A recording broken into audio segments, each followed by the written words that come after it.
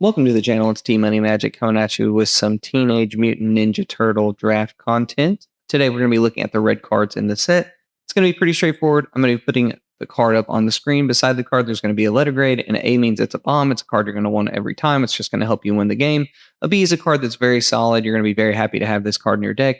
A C is a filler card. Some of them you'll keep, some of them you'll leave. And then a D is more of like a situational sideboard card, and F is a card that is just completely unplayable. And with that, let's go ahead and dive in. The first card we have is Bot Bashing Time. It is for 4 mana. It's a sorcery. It says Bot Bashing Time deals 6 damage to a target creature. If that creature would die this turn, exile it instead. We always see these kind of like more clunky removal spells, but they deal more damage. There are some threats in here that will get around cheaper removal, and they're some of the best bombs in the set. So like maybe having one copy of this won't be the worst thing in the world. It'll definitely help you fill out your curve. There's a lot better removal, but you know, if you really need the removal, you're going to be happy to have this. And because of the cost and where it's a common, you can probably pick it up later in your drafts. Next up, we have Broadcast Takeover. It is for 5 mana, including 3 in red. It's a sorcery. It says gain control of all artifacts your opponents control until the end of turn. Untap them, then gain haste until end of turn. This is just an F. It's just unplayable and limited, unfortunately. Having 3 red mana is really hard. There is a little bit of an artifact theme going on, but it's not massive in this set. Like, you're never going to grab enough artifacts for it to really feel game breaking or anything. I mean, maybe if you have it in your pre-release or something, or you're going to be able to pick this up really late in your drafts and you're playing against one particular opponent that does have a lot of artifacts, maybe you bring it in. But even then, like having to have 3 red mana makes it almost impossible to play unless you're super heavy in red. And I just don't think you're getting enough value out of this card. It's just unfortunately not playable. Next up, we have Casey Jones, Jury Rig Justicure. She's for 2 mana. It's a legendary creature. Human Berserker has haste. It says when Casey Jones enters, looks at the top 4 cards of your library. You may reveal an artifact card from among them and put it into your hand. Put the rest in the bottom in your library in any random order. She is a 2/1. So 2 mana 2/1 with haste is like fine. Sometimes like especially if you're like on the play, you can lay her down on turn 2. Your opponent just doesn't have anything laid out yet, and you're able to swing in with 2. As far as like the top 4, even in an artifact heavy deck, there is a chance you whiff on this. Like, I just know that you're going to have enough artifacts to really make this go off. The upside of it is just kind of, I mean, it is upside, so it's good to have it. But even if you're just like a 2 mana 2/1 that you can lay out with haste, it's going to feel good. If it's in the late game and you are able to get that second ability off of it because you're no longer going to be able to swing in with her, that's going to feel fine as well. But overall, like, it just makes her a fine card. Like, she's not broken or anything. She's just kind of there. You'll definitely want to have her in your artifact deck in particular. You might want to have her as like a curve filler in your more aggressive like red white aggro decks and things like that. So she's definitely playable, but she's not anything too crazy or nothing. Next up, we have Casey Jones Vigilant. She's for 3 mana, including 2 in double red. She's a legendary creature, Human Berserker at rare. It says when Casey Jones enters, draw 3 cards at the beginning of your next upkeep. Discard 3 cards at random, and she's a 4/3. So this card is not too great. So you're not really going to get too much value out of her. You're hardly ever going to be able to get her out on curve because where it's the double red pip. And then like being able to draw 3 cards is great. But then having to discard 3 randomly, that makes it less good, especially in limited and stuff. There are a lot of cards that they've created in the past that have this random ability, but because of the way that the deck plays out, you don't really care about that randomness. But when you're in limited, you are going to care about that randomness. Like if this just absolutely because of the cards that you have to get rid of, or if like you are already only have like 1 card in hand and then you go up 4, but then the very next turn you have to get rid of 3 of those 4, and you're left with like only a land card or something. Again, there's just too many situations where this is going to end up being bad. It's not even that greatly statted at a 4/3. So yeah, a lot of times you're going to be able to pass on this. Next up, we have Cool But Rude. It is for 2 mana. It is an enchantment class. As it starts out, when you lay it down, it says whenever you attack, you may discard a card. If you do, draw a card. Then you can pay 2 additional mana. It turns up to level 2. It says whenever you discard a card, this class deals 2 damage to each opponent. And then the next one, you can play down another 2, and it gets to level 3. And it says when this class becomes level 3, search your library for a card, put it into your hand, shuffle, then discard a card at random. So I'm not really sure how great this is going to be. Like a 2 mana, potentially do nothing. Like if you lay exile on turn 2, you probably don't have a 1 mana card to attack into. But having that loot ability isn't going to feel terrible. The next thing when you're able to discard stuff while also dealing 2 damage to your opponent, that's where this card's really going to take off, because you can just keep digging for what you need. Make sure that if you're getting flooded, you can get rid of some extra lands, and if you're not hitting your lands, that you can get rid of some cards that hit your lands. So that part's going to be good. I think level 3 isn't something you're ever going to want to do, because again, just like randomness is not good. You could end up, the thing that you end up getting just goes right back into the discard pile, or even worse, like just tutoring in limited is just not worth it anyways. So yeah, like you can just avoid the level 3 class. But I think like the additional trigger that you're going to get, and then if you get it to level 2 and you just leave it there, it's going to be fine. There's some grindier decks. There's some ways that you can like dirtle around in like your red blue decks and things like that. So might be worth looking into. I don't think you can prioritize it very high. But if you get it in the right deck, in the right situation, it's going to be okay. Next up, we have General Trag, Heart of Stone. It's for 5 mana, including 2 in red. It's a legendary artifact creature, elemental soldier at uncommon. It's got trample. It says whenever General Trag enters, you may sacrifice another artifact. When you do, General Trag deals 4 damage to target creature.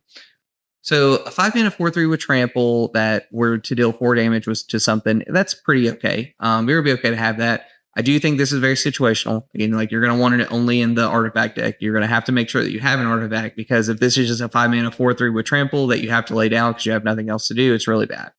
So the floor on here is awful. The upside is decent enough that like it'd be worth having in your artifact deck.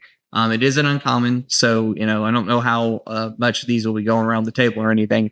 But I also don't think people are going to be picking them too highly, and so you'll probably be able to get it later on, and then I'll make it okay in your artifact deck. But it's basically just unplayable in any other deck. Next up, we have Hard Won Jiti. It is for 2 mana. It's an equipment. The equipped creature has double strike, and you can equip it for 2. So this is an artifact, which matters particularly in the red deck. It is cheap enough at either 2-drop, and then the next turn, or maybe not exactly the next turn, but a couple turns later, you can equip it as something to give it double strike. I think you'd be okay to have one of these. Again, you're mainly going to want this only in the Is It deck. But like it's okay if you have at least one copy of this. It is uncommon, so I don't know. It's kind of, you're going to end up playing a weird game where, okay, how soon do I really want to take this? Because you're not going to see this as often as some of the other cards. But I think it's decent enough in your artifact deck. It's not something you're going to prioritize very high regardless, because again, like paying 2 mana and then having to pay 2 more to equip it to something. If you can get it on a flyer or something, that's going to feel really good. But unfortunately, like a lot of the red cards, the red color pairings, they don't have too many flyers. But if you can get it onto a flyer, that's going to feel really good. So yeah, it's kind of just like a okay card. You're going to prioritize a little bit higher if you're heading towards an artifact theme. But even if you're just needing something to fill out your curve, you're going to be okay to have it. Next, we have Improvised Arsenal for 2 mana. It's an artifact equipment. It says equipped creature gets +1/+0 for each artifact you control. You can pay 5 mana, including 1 in red. It says create a token that's a copy of this equipment, and then you can equip it for 1 red. So this card on its own is basically going to, no matter what, it's going to give a creature +1/+0. And it's going to be able to equip it pretty easily with just the 1 red mana. So that's going to feel good. In the late game, you can really snowball by continuing to add copies of it. Whatever you attach it to is only going to get bigger. In your red-blue deck, and really only in your red-blue deck, you're going to get enough artifacts to where you can probably get a creature that gets like +3 or +4 off of this. Now, again, like how good of an attacker that makes it, because it doesn't add anything to the defensive stat. Who that's to be determined. I think it's a decent card. It is at rare, but so like, if this is your rare pick, like is your pack one pick one, you're probably going to pass on this and hope that it wheels around, because it's going to be more situational anyways. So it probably will around a couple of times. So I think it makes it less good. Still an okay card. Like it's decent. And if you get it in your red blue deck, you're going to feel really happy about it. Next up, we have Janika's Technique. It is for 3 mana. It's an instant. You can sneak it in for 1 red mana. It says Janika's Technique deals 2 damage to each creature. So we see these cards in the past. It all depends. Depends on the opponent that you're going up against. Like dealing 2 damage, a lot of times it might end up hurting you because it's every single creature. It's not just one. Now, if you're able to sneak this in for 1 red mana and you're able to just hose your opponents, like I think of like a red-green deck or something where like you have bigger, beefier creatures.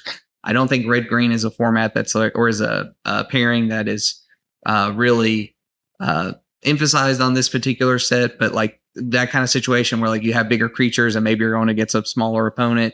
It's a sideboard card. Like it's something you're going to pull out. Like if your opponent's like really low to the ground and has a lot of 2 and 1 toughness level creatures. But again, if you are the thing about red, it's always funny because this kind of card is always in red, and red is typically like the smaller creatures. So a lot of times you end up hurting yourself more, depending on how heavy you're going into this. So yeah, it's just a situational card.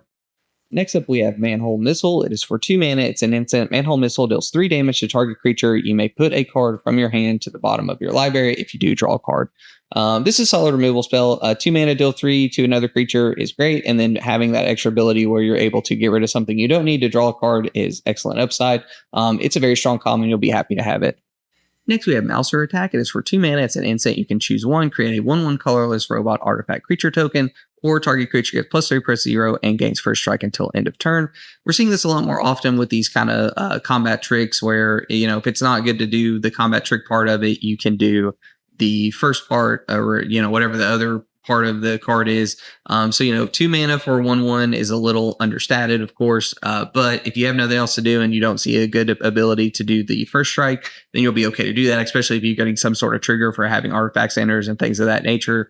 But a lot of times you're probably going to use this for the +3 ability to kind of ambush an opponent or something and be able to get rid of one of their big threats. Either way, it's a common trick that, because of its flexibility, you would be okay to have at least one of these in your deck. I don't think it's anything too crazy, but it is a common. It is a good enough trick, and the floor of it is giving you a 1/1 body, and that's always pretty solid as well. Next up, we have Mouser Foundry. It is for 2 mana. It's an artifact. Says when this artifact enters or leaves the battlefield, create a 1/1 colorless robot artifact creature token. You can pay 5 mana, including 1 in red, to sacrifice this artifact. Deals 3 damage to target creature. So this is another one of those artifacts, same as the card before. 2 mana for 1/1 is not the best in the world, but the fact that you can do this early and then in the late game you can get rid of a threat and make another one is solid. There are ways to sacrifice artifacts and things of that nature with other cards. So either way, there's a great chance to get 2 bodies out of this for a very low cost up front. And then if you do get to pay the 5 mana, it's basically it'd be the equivalent of, paying 7 mana to create 2 1/1s and deal 3 damage to a target, which is an okay card to have in limited. So yeah, this is another solid common. You'll be happy to have at least one of these in your deck. Next up, we have Mutant Town Musicians. It is for 3 mana. It is a Mutant Bard Performer. It has Trample. It's a common. It also has Alliance. It says whenever another creature you control enters, this creature gets +1/+0 until end of turn. It's a 2/4. I think this is a solidly set of card. 3 mana 2/4 is already great. And then it also have Trample. It has Alliance. So in your Boros aggro decks, this is going to feel great. You're laying down creatures. You're swinging in potentially the very next turn with a 4/4 that has Trample, and that's going to feel good. And then even if you have to leave it back on the defensive stat, it's got enough of a defensive stat going on that you're okay to leave it back to make sure that your opponent can't get through with damage, and it'll help you stabilize and things of that nature. It's a solid common. You'll be happy to have it. Next up, you have Null Group Biological Asset. Is for 3 mana. It's a Mutant Mercenary. It says during your turn, this creature has first strike. Whenever this creature attacks, you may discard a card if you do draw a card. So 3 mana 3/1 is not that great. It's just understated. It does have first strike on your turn, so you are going to want to be more aggressive with it. Problem is, again, having to wait till you have 3 mana to do this. There's a lot of chance where your opponent eventually is going to have a 2/4 body. We literally just saw that with the card before this, where it was a 3 mana 2/4, and then this card doesn't matter; it just becomes irrelevant. Now you do get to draw and discard off of it, but I just think it's a little bit too much mana. If this would have been a 2-drop, it would have been insane. That's probably why they had to add the extra mana to it to balance it out a little bit more. But by this point in the game, there's enough cards that are going to be beefy enough that they're not really going to care about the first strike part. And because it doesn't have enough going on the defensive side, you're just going to end up losing a creature. If you're desperate, you really need to draw off of it, you'll do it just for that. But I think there's better things that you can do with your common slot. This is going to be one of those cards where you can take it or leave it. It won't feel bad either way. Next up, we have Old Hob Ally Cat Blues. It is for 5 mana. It's a legendary creature, Cat Mutant Rebel. It says at the beginning of combat on your turn, create a 2/2 red mutant creature token. It gains haste until end of turn. Destroy it at the beginning of your next end step. You can also pay 1 generic and a white, and target attacking creature token gains indestructible until end of turn. This is interesting. That makes sense. They put destroy it because if you give it indestructible, it's going to be okay. Because you're giving it the indestructible.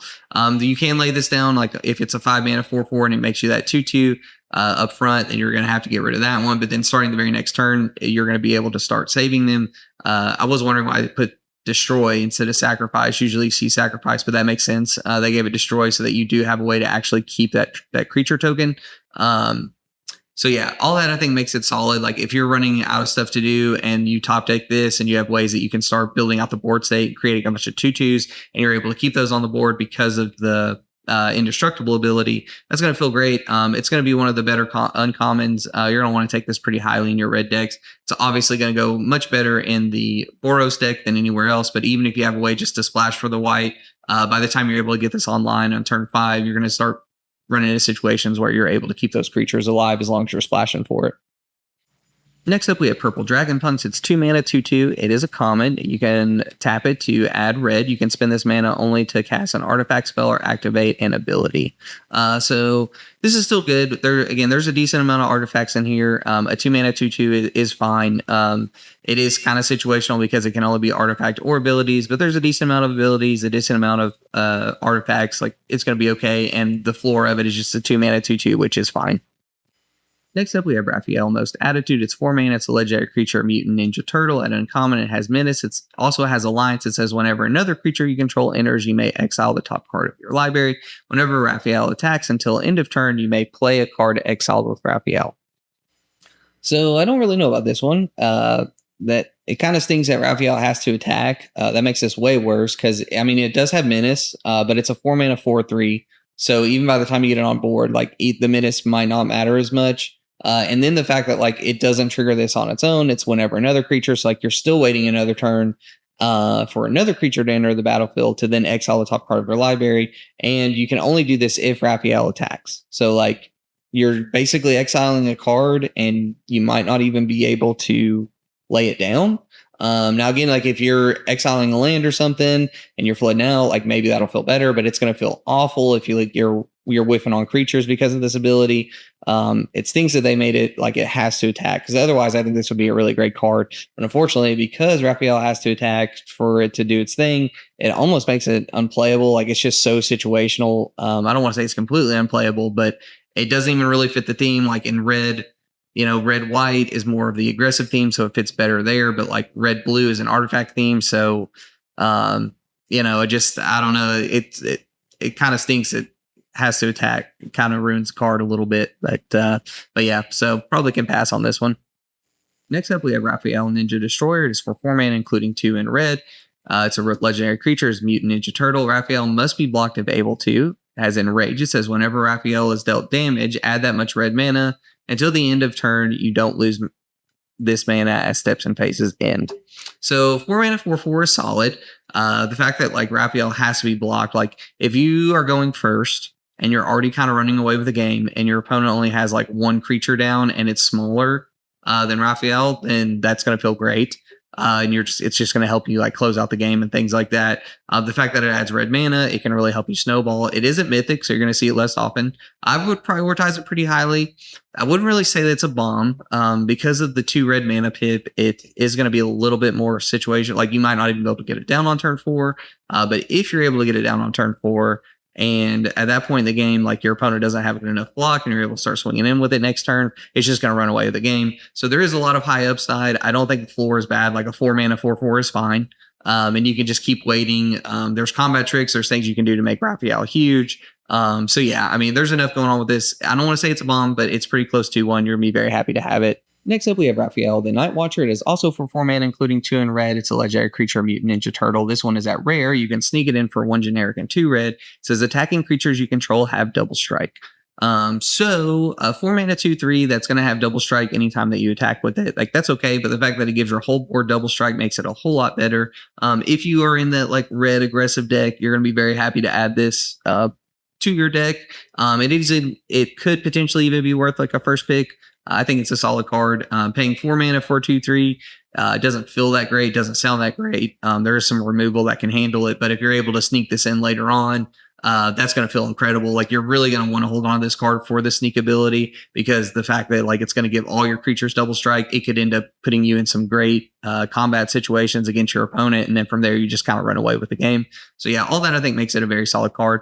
Again, I wouldn't call it a bomb, but it's definitely pretty good. Like you're gonna be happy to have this in your deck. Next, we have Raphael Tough Turtle. It is for 2 mana. It's a legendary creature, Mutant Ninja Turtle. It has Alliance. It says whenever another creature you control enters, Raphael does 1 damage to target opponent, and it is a 1/3. So 2 mana 1/3 is perfectly statted. And then the fact that when you add other creatures, you're going to deal 1 damage and start pinging them.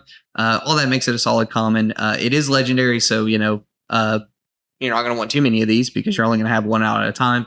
Because of that, though, I think you're going to be able to kind of easily slide this into your deck. There's going to be a lot of them going around the table at common. So yeah, you'll be fine to have this. Having 1 copy of this is going to feel great. Next up, we have Raphael's Technique. It is for 6 mana, including 2 in red. You can sneak it in for 2 generic and a red. It says each player may discard their hand and draw 7 cards. So this is going to feel incredible when you're able to get it off.